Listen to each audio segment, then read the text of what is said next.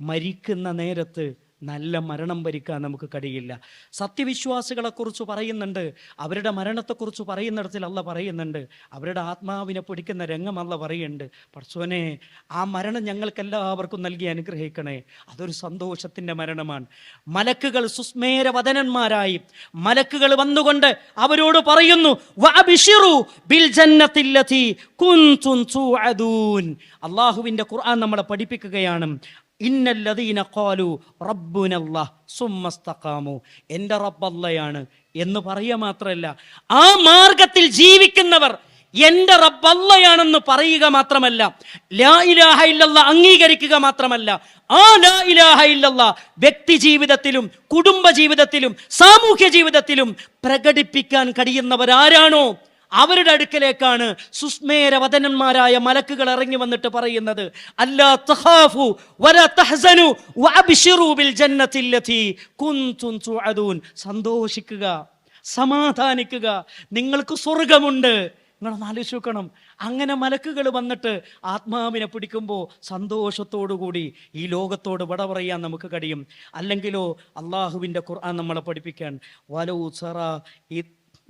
സറ പരിശുദ്ധമായ ഖുർആൻ നമ്മളെ പഠിപ്പിക്കുകയാണ്, നിങ്ങൾക്ക് അക്രമികളായ മനുഷ്യന്മാരെ കാണാൻ പറ്റും.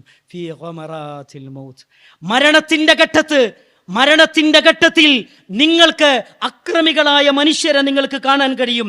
അവരെങ്ങനെയാണ്? വൽ മലായികതു ബാസിതു ഐദീഹിം, അവരുടെ നേരെ മലക്കുകൾ കൈകൾ നീട്ടുന്ന ഘട്ടത്തെ പരിശുദ്ധ ഖുർആൻ വിശദീകരിക്കുന്നുണ്ട്.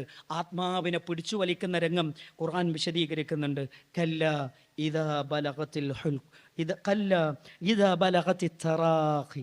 നിങ്ങളൊന്ന് ആലോചിച്ച് നോക്കണം, ആത്മാവ് തൊണ്ടക്കുടിയിൽ എത്തി നിൽക്കുന്ന സമയം. നിങ്ങൾ നോക്ക്, നമ്മളൊരു ഉരുവിനെ അറക്കുന്ന സമയത്ത് ഇങ്ങനെ അറുത്ത് കഴിഞ്ഞിട്ട് അവസാനം ആ അവസാനത്തെ ശ്വാസം പോകുന്ന ഒരു കറകറ ശബ്ദം ഉണ്ടല്ലോ, അങ്ങനത്തെ ഘട്ടമെത്തിയാൽ, ആത്മാവ് തൊണ്ടക്കുടിയിൽ എത്തിക്കഴിഞ്ഞാൽ അള്ളാഹുവിൻ്റെ ഖുർആൻ പറയാണ്, വഖീല മൻ റാഖ്, എന്നെ രക്ഷപ്പെടുത്താൻ ആരാണുള്ളത് എന്ന് നാലുപാടും അവനിങ്ങനെ നോക്കിക്കൊണ്ടിരിക്കുന്നതാണ്. ആത്മാവ് വന്ന് റൂഹിനെ പിടിച്ചു വലിച്ചു കൊണ്ടുപോവാണ്. ആത്മാവിനെ മലക്കുകളെ കാണുമ്പോൾ തന്നെ പേടിച്ച് വറങ്ങലിച്ച് ആത്മാവ് ഉള്ളിലേക്ക് വലിയും. മലക്കുകളെ മുഖത്തടിച്ച് പുറത്തടിച്ചിട്ട് ആത്മാവിനെ പിടിച്ചു വലിച്ചിങ്ങോട്ട് എടുക്കുകയാണ്. തൊണ്ടക്കുടിയിൽ എത്തിക്കഴിഞ്ഞാൽ വഖീല മൻ റാഖ്. നിങ്ങളൊന്ന് ആലോചിച്ച് നോക്ക്, അവിടുന്ന് 4 ഭാഗത്തേക്ക് നോക്കും, എന്നെ ആരെങ്കിലും രക്ഷപ്പെടുത്താനുണ്ടോ എന്ന് നോക്കും. എന്നിട്ടോ വവന്ന അന്നഹുൽ ഫിറാഖ്, അവിടുന്ന് അയാൾ മനസ്സിലാക്കുകയാണ്, ഇനി എനിക്ക് തിരിച്ചു പോകാൻ പറ്റൂല. നിങ്ങളൊന്ന് ആലോചിച്ച് നോക്കൂ സഹോദരങ്ങളെ, ഇനി എന്നെ കാത്തിരിക്കുന്ന എൻ്റെ പിഞ്ചോമന പൈതൽ, എൻ്റെ പ്രാണപ്രേയസി, എൻ്റെ മാതാപിതാക്കൾ, എൻ്റെ ഒരു ദിവസം ഞാൻ വീട്ടിലില്ലെങ്കിൽ എന്നെ ഓർത്ത് സങ്കടപ്പെടുന്ന എൻ്റെ മക്കൾ, എൻ്റെ ഭാര്യ, എൻ്റെ മാതാപിതാക്കൾ, അവരോടൊക്കെയുമുള്ള വേർപാടാണ് എന്നയാൾ തിരിച്ചറിയുകയാണ്. എന്നിട്ടോ വേദന കൊണ്ട് സഹിക്കവയ്യാതെ കണങ്കാലുകൾ ഇങ്ങനെ കൂട്ടിപ്പിടിക്കുകയാണ്. എന്നിട്ട് അവസാനം അയാൾ പറയുന്നൊരു വാക്കുണ്ട്, ഈ വാക്ക് മനസ്സിൻ്റെ ഉള്ളിൽ വേണം. എന്താ പറയണമെന്നറിയോ? ഫലാ സ്വദ്ദഖ വലാ സ്വല്ല. പടച്ചോനെ, വിശ്വസിക്കാൻ പറഞ്ഞൊന്നും ഞാൻ വിശ്വസിച്ചിട്ടില്ല. നിസ്കരിക്കാൻ വേണ്ടിയിട്ട് പള്ളിയിൽ നിന്ന് വിളിക്കുന്നത് ഞാൻ കേട്ടിരുന്നു. പക്ഷേ എനിക്ക് നടക്കാനുള്ള കയ്യും ആരോഗ്യവും കാലും ഒക്കെ ഉണ്ടായിരുന്നു. ഞാൻ പോയിട്ടില്ല പടച്ചോനെ. വലാകിൻ കദ്ദബ വതവല്ല, അതൊക്കെ ഞാൻ തള്ളി കളവാക്കി കളഞ്ഞു പടച്ചോനെ. എവിടുന്നാ പറയണമെന്നറിയോ? ആത്മാവ് തൊണ്ടക്കുടിയിൽ എത്തി നിൽക്കുന്ന സമയത്ത് മരിക്കാൻ ഉറപ്പാണ് മരണം. ഇനിയൊരു തിരിച്ചുപോക്കില്ല.